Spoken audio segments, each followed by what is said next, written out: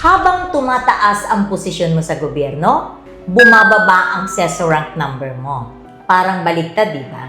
Pero may mga matitibay na dahilan. Una, hierarchy.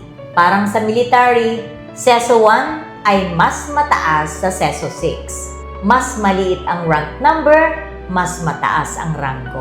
Pangalawa, dahil sa pyramid structure, maraming seso 6 at iba pa, pero konti lang ang seso 1. Pangatlo, dahil sa leadership scope, kung mas mababa ang seso rank number mo, ay mas malaki ang responsibilidad mo. Kung seso 1 ka, hawak mo ay national level positions. Pang-apat, tiwala at bigat ng responsibilidad. Mas mababa ang number, mas mataas ang tiwala sa iyo ng gobyerno bilang leader. At panglima, hindi ito pa-career time in. Hindi dahil sa matagal ka na sa serbisyo, ay aangat na rin ang posisyon at rank mo.